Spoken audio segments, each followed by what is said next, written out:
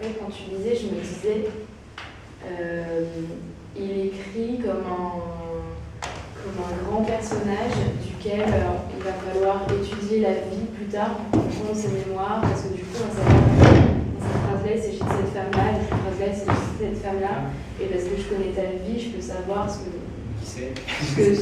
quoi ça renvoie en termes d'histoire, de cette histoire en fait. Et je me disais comme ça, Thibaut Bernard-Hélice va être un grand personnage, on va faire un colloque sur lui pour expliquer qu'est-ce qui s'est passé dans sa vie et du coup ses mémoires et tout. Je ne me suis jamais demandé quelle était ma place ici, parmi tous ces gens pseudo-sensibles qui tiennent à leur originalité, à afficher, à avoir place. Les envieux petits râleurs, si souvent adolescents et combien de fois j'ai vu des clichés. Ma place à moi, par défaut, je vous assure. Je n'ai laissé aucune place à personne, sauf quelques filles qui savaient rire en secret su de tous, puisqu'ici, ça parle alors que personne ne sait. Je ne suis pas fait pour pleurer, moi je voulais juste rire. Dans l'absence du monde, je crois que je suis assez rigolo, ou dans l'intimité j'ai été très rigolo à la manière de personne. J'ai toujours voulu l'inconciliable, la tension qui fait vivre et qui achève. J'ai provoqué des décharges amoureuses, j'ai toujours voulu en finir et j'ai attendu de me les reprendre dans la tête une bonne fois pour toutes. On peut habiter chacun dans un appartement, mais tu ne comprends pas. Tu ne seras plus dans les couloirs, tu ne seras plus dans les couloirs. Moi je voulais rire. Tu ne seras plus dans une pièce à côté, en train de faire quelque chose. Je ne suis pas apte à vivre.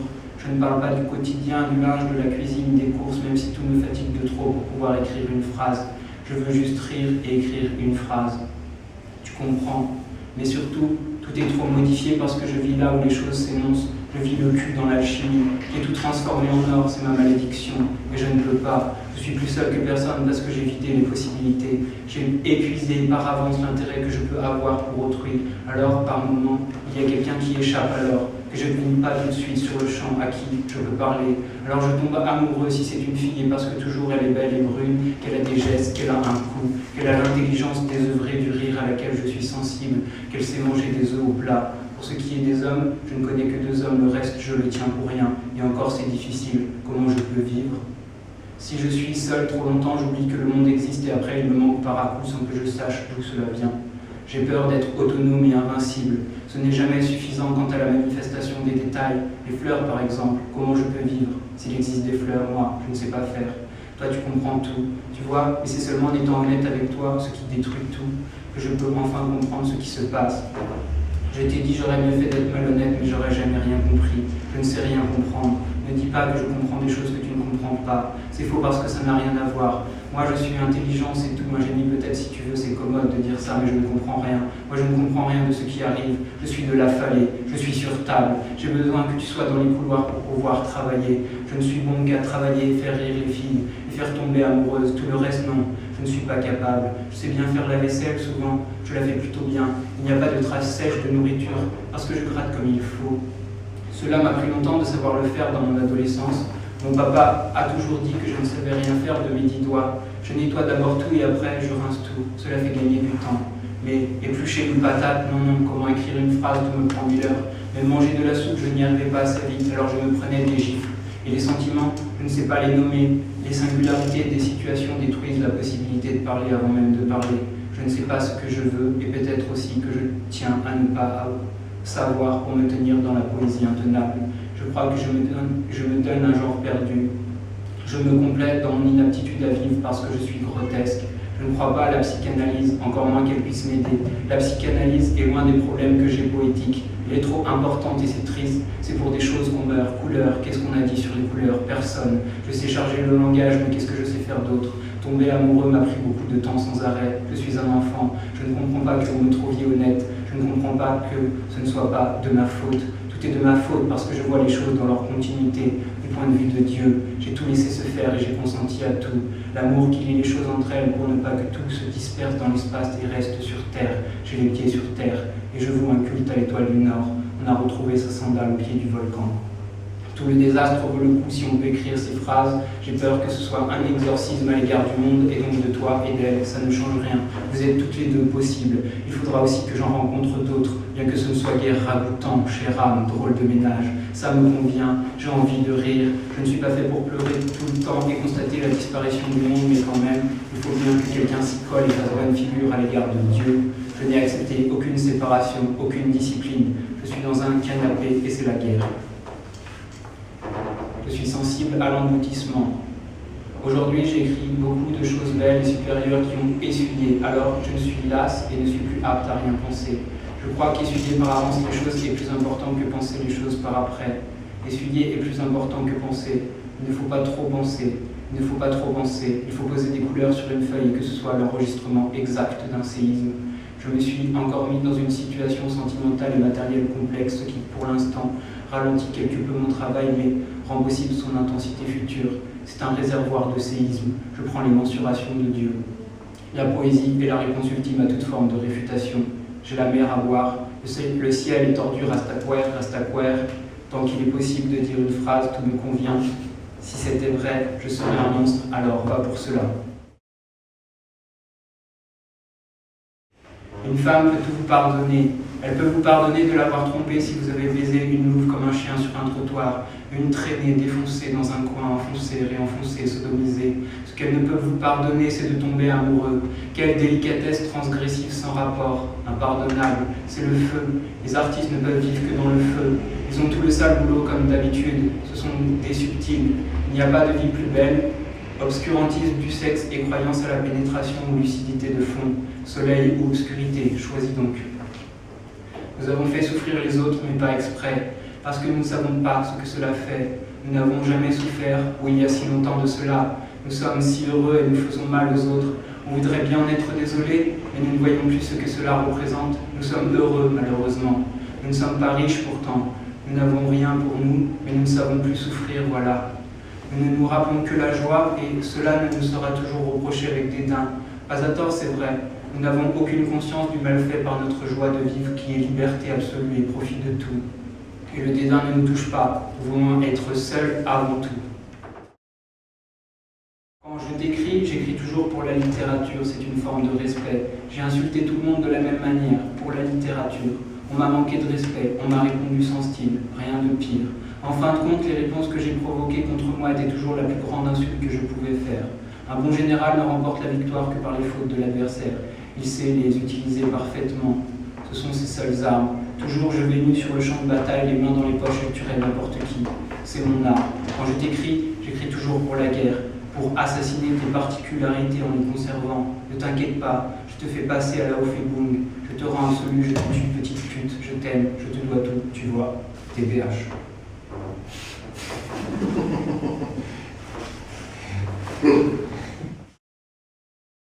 Je vais relire la Bible ou à défaut la réécrire. Tu citeras le roi Massai? Oui, bien sûr, au centre de la terre. Je parlais d'une mode de terre, je parlais d'une boîte de terre. Je réécrirai le viking chinois. Tu y seras le personnage symbolique du chef accompli assurément. Ferme et souple, se pliant comme un roseau pour se redresser avec force. Tu seras au 15e et au 20e hexagramme. Je réécrirai le Coran, je réécrirai les poèmes mystiques. Je réécrirai Allage, je réécrirai Rimbaud, je t'expliquerai pourquoi tu sais si bien te tenir, 15e, et pourquoi si bien regarder, 20e. Je réécrirai les arts martiaux, je dirai qu'ils sont faits de politesse et de savoir-vivre. Je bannirai le bouddhisme, j'ai bien trop de paresse pour le réécrire. J'amènerai un transat dans un champ au soleil, j'attendrai sage comme une image que tu viennes pour te raconter une blague, pour que tu fasses ta tête de rire. Je te mettrai une cheminée devant toi pour que tu sois un bonhomme avec ton cou tout droit. Je ne parlerai plus, je me cacherai là à t'écouter danser et puis rire. Sois impassible à tout ce qu'on te dira sur moi. J'ai mis en œuvre tellement de haine, ils ne peuvent que mentir désormais. Et puis, je déteste tellement leur ragot que j'ai voulu rentrer dedans en plein. Tu connais ma délicatesse de brute, agile. Je suis au courant que nous sommes les plus mignons de la terre à présent et que nous comprenons tout à une caresse de femme. Je suis au courant de tout. Nous sommes si facilement mignons en mangeant nos céréales Kellogg's devant une fenêtre. Nous ferons craquer n'importe quelle femme de manière totalement indélébile, juste en étant mignons et morts et vivants. Nous habitons tout de ce double, triple état. Nous habitons nos lunettes, nos livres, les requins que nous regardons. Nous faisons rire les enfants. On a fait ce qu'on a pu pour se débrouiller dans l'usure, l'infini ou la nuit. On a dit ce qu'on a pu, on a manqué de rigueur, juste ce qu'il fallait. On a été tellement précis dans la disgrâce. C'est notre manque de subtilité qui nous sauvera couronner de l'intelligence. Nous comprenons. La subtilité pour les saintes n'y touche nous. Nous accédons directement à la racine de l'acte. Nous avons été un peu excessifs, c'est normal.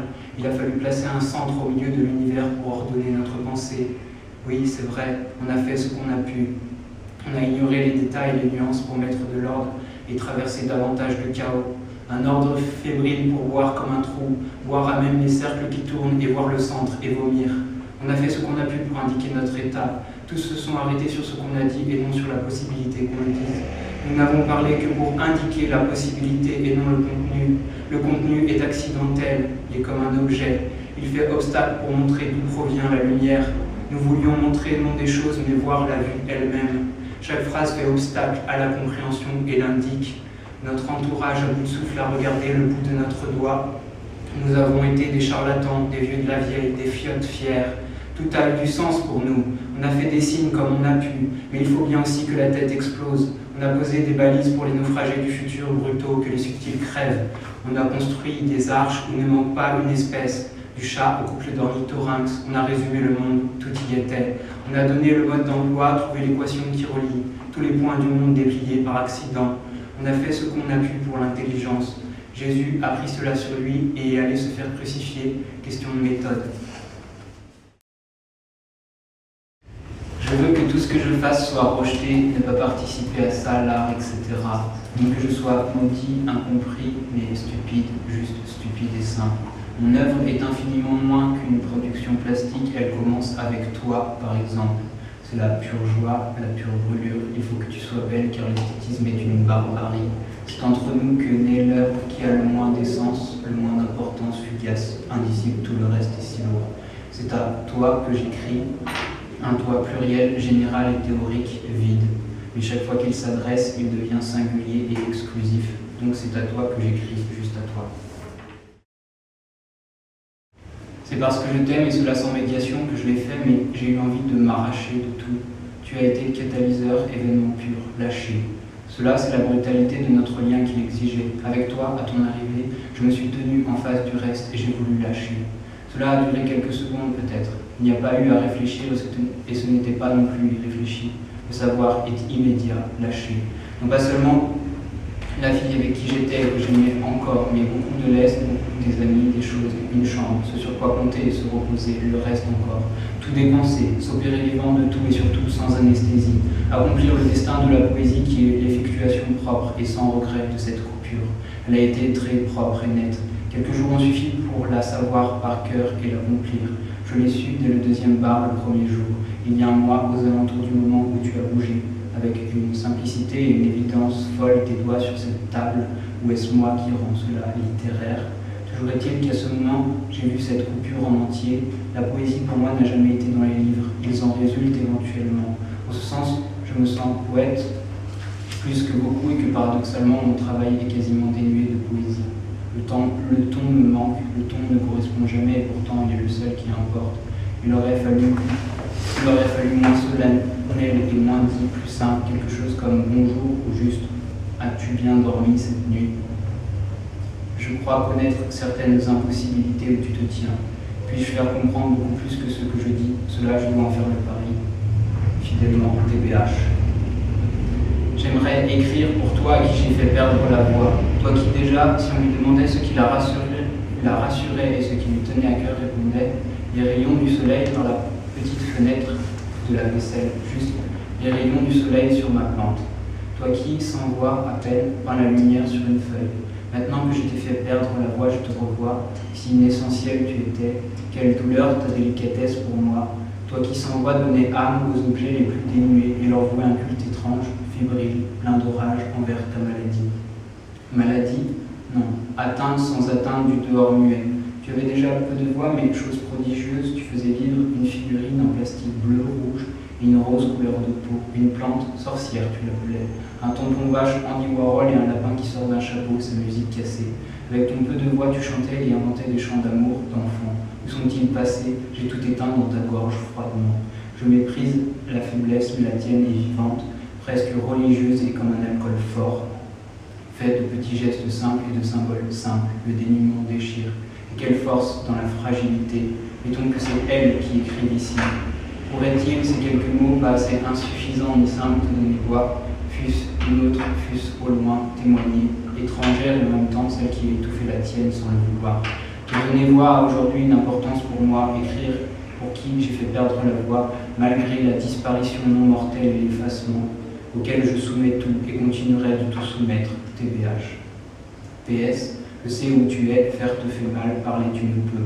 Tu n'as pas exclu le vide, tu n'as ajouté que des petites choses au-dessus du vide, des petits objets. Tu ne t'en es pas tenu à l'écart et cela faisait ta beauté et cette particulière absence de caisse de résonance que tu ne donnais pas donc à ta voix. PS, faire de la trompette. J'écris pour ton envie de faire de la trompette, pour témoigner que je n'y arriverai pas, ce que ton envie de faire de la trompette de saint, de vrai. J'écris et ce soir je viens faire ta vaisselle. Écrire est la chose qui me fatigue le plus, c'est un martyre joyeux. Tu veux venir travailler chez moi? Non. Quand j'écris, j'ai besoin d'être absolument seul avec toute l'histoire de l'humanité. Viens après alors. Je ramène un peu de l'histoire de l'humanité avec moi si tu veux. Ah, si tu veux, tu me raconteras, moi je ne sais rien de l'histoire de l'humanité, je suis d'une petite ville. D'accord, je te raconte ça en 5 minutes en partant de la fin. On connaît toute l'histoire de l'humanité qu'intimement. Apparemment, il y a des rumeurs comme quoi on aurait couché ensemble la fois où je suis venu. J'ai dit que c'était faux, détrompé. Mais moi, je ne suis pas trop dans les rumeurs, tu sais. Je n'ai pas beaucoup d'influence sur ce qu'ils disent. Si, tu as de l'influence, tu es TBH. Oui, mais sur TBH, on parle beaucoup et on dit tout et son contraire. L'avantage, c'est que même s'il y a rumeurs, personne ne sait si c'est vrai, comme il s'agit de TBH, tout ça. Je suis plus vaste que la vérité, tu vois, c'est pratique. Il faisait jouer des rumeurs et on faisait circuler. Tout le désastre vaut le coup si on peut écrire ces phrases. J'ai peur que ce soit un exorcisme à l'égard du monde et donc de toi et d'elle. Ça ne change rien, vous êtes toutes les deux possibles. Il faudra aussi que j'en rencontre d'autres, bien que ce ne soit guère ragoûtant. Chère âme, drôle de ménage, ça me convient, j'ai envie de rire. Je ne suis pas fait pour pleurer tout le temps et constater la disparition du monde, mais quand même, il faut bien que quelqu'un s'y colle et fasse bonne figure à l'égard de Dieu. Je n'ai accepté aucune séparation, aucune discipline. Je suis dans un canapé et c'est la guerre. Jusqu'ici, les hommes t'ont, je pense, beaucoup négligé en tant que personne parce qu'ils voulaient juste te baiser. Moi, qui veux aussi juste te baiser, cela ne m'empêche pas d'y ajouter un petit supplément d'âme infiniment agréable afin de rester indélébile pour toi et ne plus pouvoir s'en sortir. À présent, tu me dis que ça se bat. Je te demande où tu me dis ta tête. Mais c'est que ça ne me prend pas plus de temps d'être tendre et indélébile, ça ne coûte rien en plus de te baiser. Et quand je te déboîte sur la cuisine au milieu des ustensiles, j'y mets toute la tendresse possible. J'ai toujours été un enfant, tu sais, et aussi pour que mes sensations soient le mieux. J'ai toujours su que plus le corps de l'autre jouit, plus il nous donne des sensations variées et pas que physiquement, mais totalement. Il ne faut rien séparer, mais toi, cela te reste dans le corps tout le jour. Ensuite, je le sais, moi, je l'oublie aussitôt. Alors maintenant, tu fais plein de bisous sur tout le corps, tu me masses, c'est agréable, mais je suis désolé. Bientôt, tu me diras que tu m'aimes et moi qu'il y a une autre fille. Bientôt, tu me diras que tu penses à moi tout le temps, que tu n'as plus de vie, qu'il faut que je te dise. Mais mon œuvre est une contagion, je la mets jusque-là, désolé, dans ces recoins, rien que pour toi. Sinon, ce n'est pas la peine, sinon l'art, ce n'est pas la peine. Je ne sais pas rien entre ma vie et le reste, la production, c'est déjà ça. C'est tout pareil. Je ne suis rien que cette tension simple. Personne ne le comprend, et si je te dis que c'est pareil, toi, tu es bien placé pour voir ce que c'est que cette contagion, parce que tu souffres et que ça ne part pas. Je ne suis rien que des processus logiques imparables.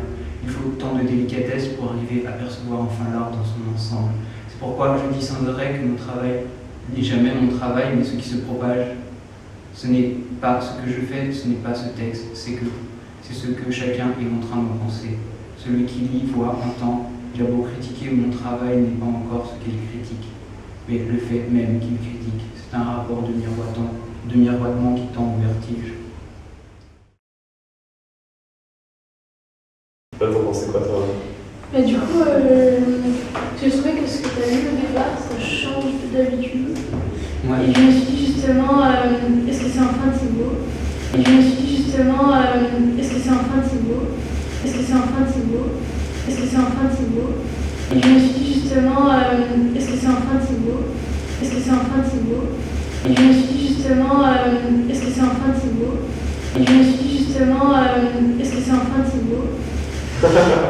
Et après, il y a un moment où il dit bon, non, pas encore. Du coup,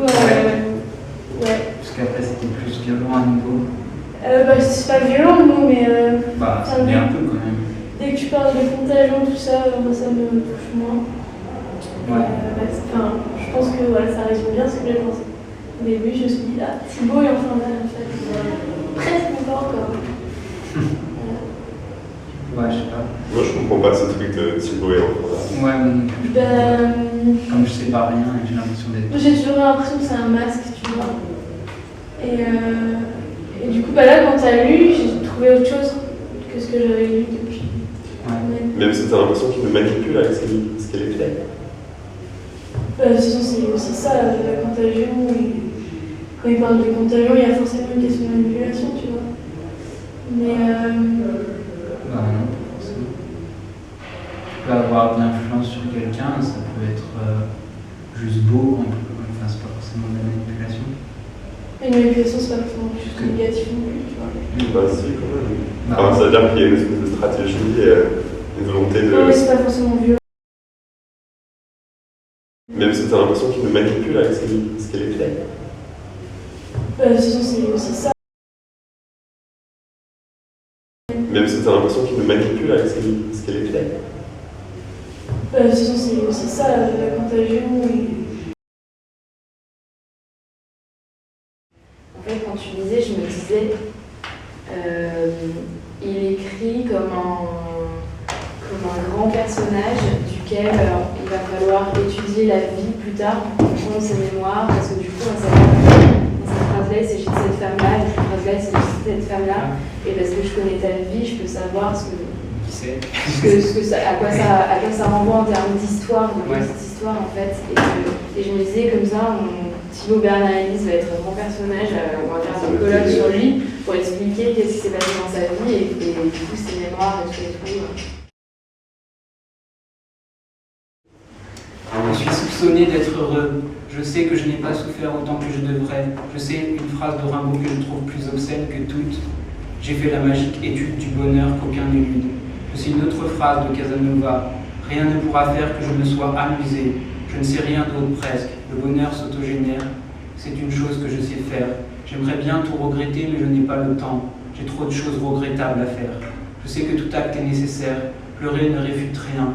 Je sais profiter en entier de la sensation si agréable de pleurer des larmes de crocodile. C'est une fête aussi. Penser est une fête. J'ai donné toute leur ampleur aux coïncidences et j'ai mesuré avec elles toute la joie que perdent ceux qui n'ont pas vécu poète. C'est comme s'il y avait des réservoirs gaspillés de joie, potentiels mais gaspillés, partout dans les rues quand ils marchent derrière leurs pas. Ils sont indiscrets, jaloux, en case, ils regrettent. Si on commence à regretter même un acte, c'est fini.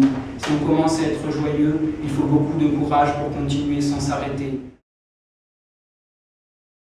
Je trouve qu'il y a une vérité dans le tremblement de la main droite.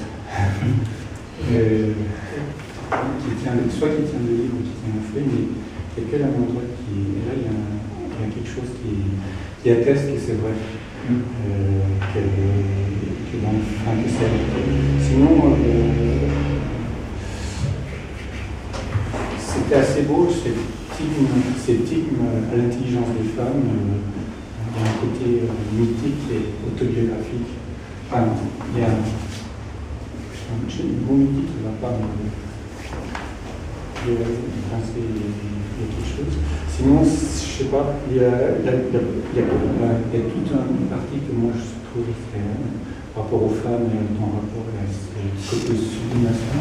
Il y a tout ce côté aussi à la fois désespéré, des confidences, à la fois il y a l'humilité, mais il y a un grand désespoir. Et cette humilité je sais pas, c'est nouveau. Ah oui, je sens aussi une sorte d'apaisement général par rapport à l'humilité. Il y a comme quelque chose qui s'est apaisé. Oui, c'est de la violence douce. Oui, la violence douce, la violence apaisée douce. Mais dans la précision. C'est très. Donc le fait de parler des femmes comme ça, c'est très romantique. Et en même temps, je trouve ça un peu déplacé des fois. C'est une conception romantique du rapport de l'homme et la femme. C'est la femme sur un pied d'échelle. C'est un peu déplacé. Là, c'est très concret. C'est juste. son corps, quoi. Et c'est assez beau aussi. Tout le chapitre sur la place des femmes. C'est juste des preuves d'une manière de vivre avec les autres.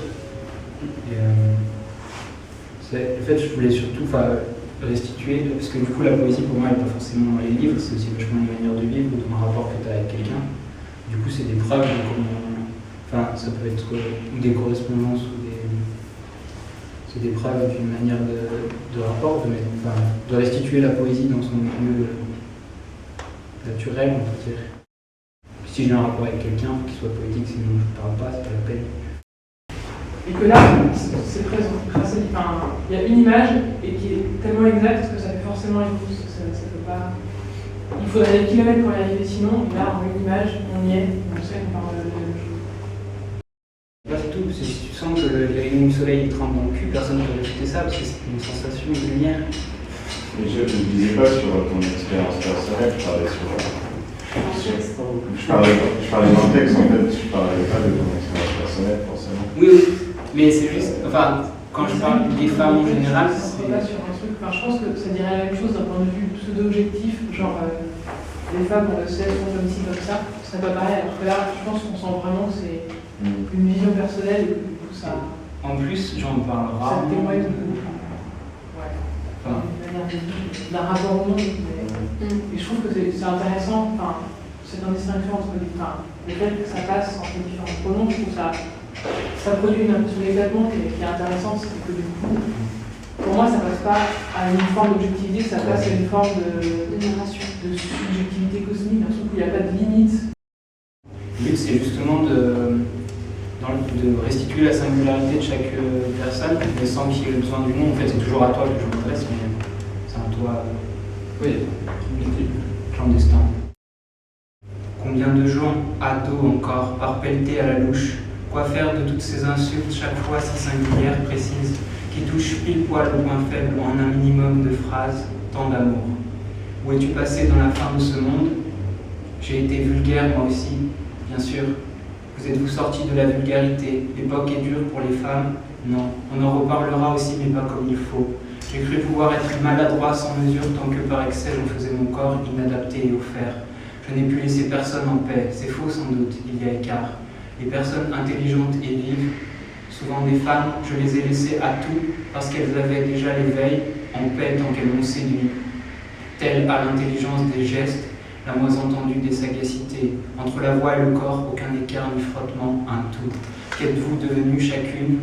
Il est dur de maintenir l'éveil en cette époque. Pour les femmes hautes sont si rares, on les retorse, elles mangent des œufs à la coque. J'ai voulu être une femme si haute, la vertu. Où est passé le monde dans ce froid? On fera un truc avec les sentiments et tout si tu veux. Moi je suis sur une chaise, je suis avec mes yeux. Moi ça m'a pas paru déplacé, mais moi je l'ai entendu comme une expérience personnelle. Et que là,